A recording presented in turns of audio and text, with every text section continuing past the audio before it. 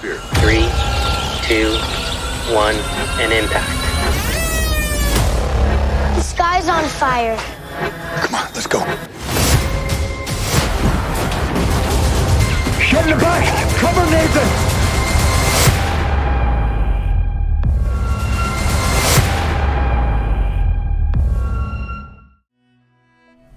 Hai, Assalamualaikum warahmatullahi wabarakatuh. Jumpa lagi bersama saya Hilman di Film Aja. Bagaimana kabarnya kalian hari ini? Semoga sehat selalu dan banyak kuotanya ya. Oke, hari ini saya akan membahas sebuah film yang berjudul Greenland yang tayang tahun 2020.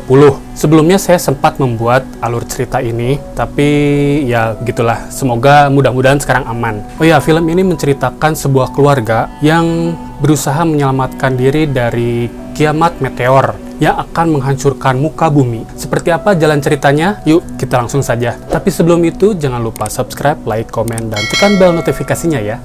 Gratis!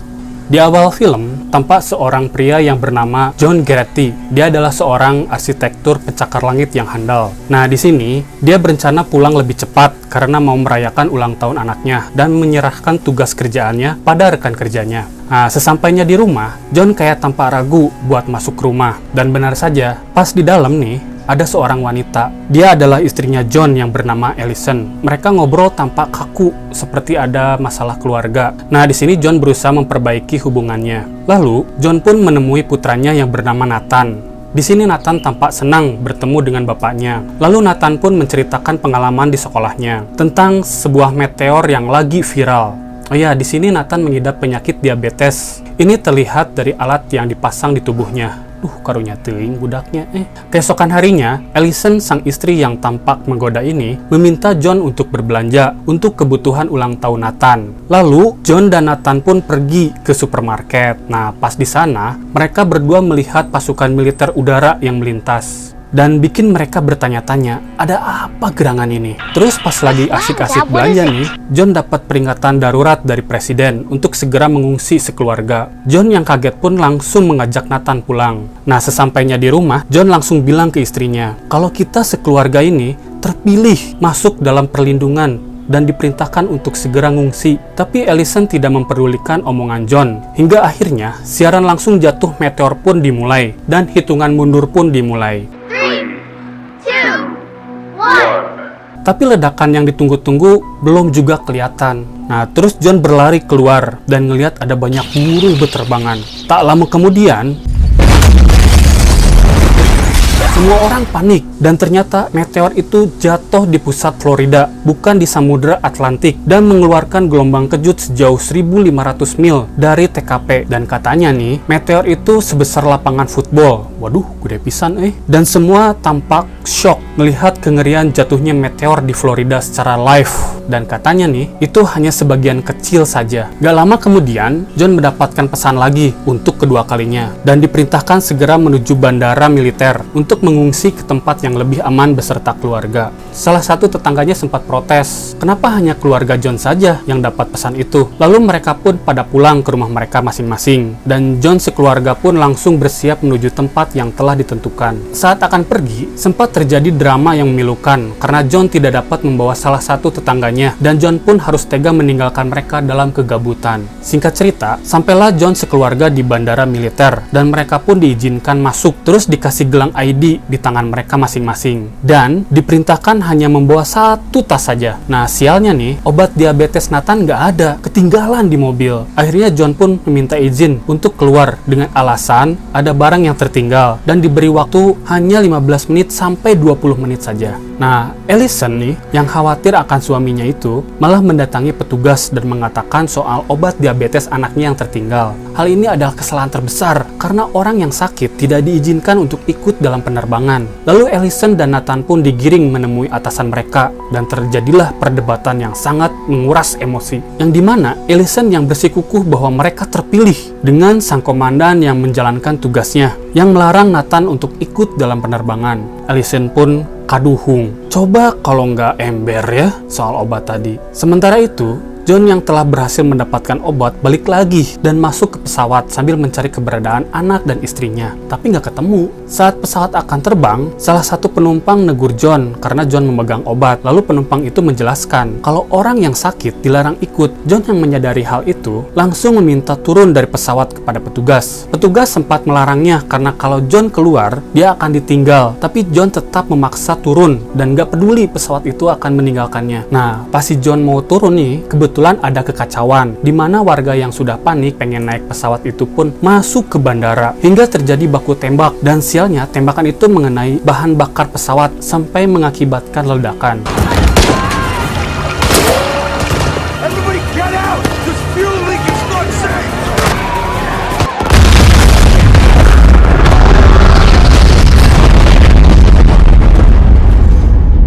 Sementara itu, Allison dan Nathan yang diusir dari bandara itu pun kembali ke mobil dan meninggalkan pesan untuk John kalau Nathan akan ke rumah kakeknya. Gak lama kemudian, John juga balik lagi ke mobil itu dan ngeliat pesan yang ditinggalkan istrinya. Di sisi lain, Allison masuk ke sebuah supermarket yang udah berantakan untuk nyari obat buat Nathan. Tapi tiba-tiba, datanglah segerombolan orang bersenjata yang membuat onar. Dan alhamdulillahnya, Allison dan Nathan lolos dan ikut nebeng ke salah satu mobil. Yang di sana, mereka pun mempersilahkan untuk nebeng. Scene berganti. Di sini John tampak berusaha nyari sinyal buat nelpon istrinya, tapi tetap aja nggak berhasil. Lalu John pun nebeng ke sebuah truk. Nah, di dalam truk John sempat berkenalan dengan pria negro yang bernama Colin, yang ngasih tahu kalau ada penerbangan lokal di sebuah kota kecil dekat perbatasan yang bisa bawa orang-orang ke Greenland. Terus tiba-tiba di dalam truk tersebut ada orang jahat yang mau ngerebut gelang ID milik John, dan terjadilah perkelahian yang cukup sengit. Sampai-sampai nih, truk itu oleng dan bikin semua penumpang itu jatuh keluar berhamburan.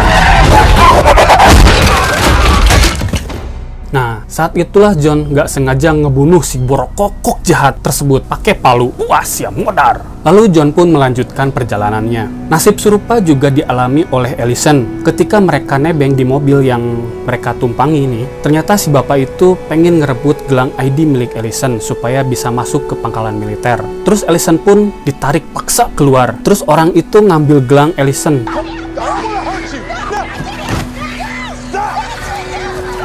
dan menculik anaknya. Allison yang lagi stres karena anaknya diculik, alhamdulillah akhirnya dapat tumpangan menuju bandara militer untuk menyusul Nathan yang diculik. Dan benar saja, orang yang nyulik Nathan ngaku sebagai orang tua yang terpilih. Untungnya nih, Nathan bilang kalau mereka bukanlah orang tuanya, melainkan penculik. Petugas yang curiga akhirnya menyelamatkan Nathan ke tempat yang lebih aman dan menangkap si penculik. Puas ya. Sementara itu, Allison yang telah sampai di bandara langsung turun dari mobil dan berlari mencari anaknya. Sambil panik dan penuh emosi, Allison pun bertanya pada petugas. Untungnya ada petugas yang baik hati nganter Allison mencari anaknya. Dan alhamdulillah, akhirnya ketemu dan ada perawat yang memberikan obat-obatan untuk Nathan dan memberikan tumpangan bus menuju tempat tujuan Allison. Sementara itu, tampak John masuk ke sebuah rumah yang udah ditinggal ngungsi sama pemiliknya. Lalu John pun membersihkan diri dan mengambil mobil yang ada di sana untuk menuju rumah mertuanya. Singkat cerita nih, John akhirnya sampai di rumah mertuanya yang bernama Dal. Dan John bertanya keberadaan Allison, tapi sang mertua malah nanya balik. Tak lama setelah mereka berbincang, Allison dan Nathan pun sampai di kota tujuan dengan diantarkan bus militer. Setelah mendapatkan telepon dari Allison, John dan mertuanya pun langsung menjemput. Dan di sini terlihat kehangatan sebuah keluarga yang awalnya sempat bermasalah. How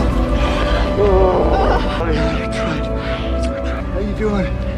Still looking after your mom, bud. Hi, Dad. You're so proud. Sesampainya di rumah, John bercerita pada Allison kalau ada penerbangan lokal menuju Greenland dan mereka pun langsung bersiap-siap. Terus John menemui mertuanya, ngajak untuk ikut bersama, tapi sang mertua malah menolak. Bahkan dibujuk oleh anaknya sendiri, Allison, dia tetap menolak untuk pergi dan memilih untuk mati di kampung halamannya. Hingga tiba-tiba meteor pun jatuh ke bumi. Mereka pun panik dan bersiap untuk pergi. Nah, disinilah Nathan berpisah dengan kakeknya untuk selamanya. Singkat cerita, sampailah mereka di sebuah jalan yang sedang macet karena ada kecelakaan. Namun tiba-tiba, partikel-partikel meteor jatuh menghujani wilayah tersebut dan bikin semua orang kocar-kacir menyelamatkan diri. Begitupun John sekeluarga. Mobil mereka langsung masuk ke dalam hutan, nyari tempat perlindungan. Kebetulan di sana ada sebuah jembatan dan mereka pun berlindung di sana sampai hujan meteor itu pun reda. Pada malam harinya, mereka melanjutkan perjalanan menuju bandara lokal dan mereka sempat was-was apakah mereka akan datang tepat waktu. Lalu mereka pun menerobos masuk ke dalam bandara dan berusaha menghentikan salah satu pesawat yang akan berangkat. Akhirnya, sang pilot pun marah dan sempat terjadi perdebatan dan alhamdulillahnya mereka diperbolehkan ikut dalam penerbangan tersebut. Malam pun telah berganti pagi, tampak sebuah daratan Greenland yang sangat indah dan para penumpang pun tersenyum, bahagia. Tapi hal ini nggak berlangsung lama karena tiba-tiba pecahan meteor yang lain pun mulai menghantam bumi sampai terjadi ledakan yang sangat dahsyat. Pesawat yang mereka tumpangi sampai oleng dan mesin pesawat pun rusak. Lalu sang pilot berusaha sekuat tenaga mengendalikan pesawat tersebut dan berusaha melakukan pendaratan darurat. Tapi sayangnya pesawat itu mendarat dengan menabrak dinding es dan sang pilot dan kopilot pun tewas. Lalu mereka pun melanjutkan perjalanan karena bunker sudah mulai terlihat dan alhamdulillahnya di pihak militer nih melihat keberadaan mereka dan langsung menjemput dibawa menuju bunker. Karena beberapa menit lagi meteor terbesar akan segera menabrak bumi dan akan menyebabkan kepunuhan massal. Di sini kalian akan menyaksikan betapa paniknya orang-orang yang mendekati kiamat dalam hitungan menit dan detik. Lalu mereka pun bersiap menghadapi impact dari meteor tersebut yang akan menghantam bumi beberapa detik lagi.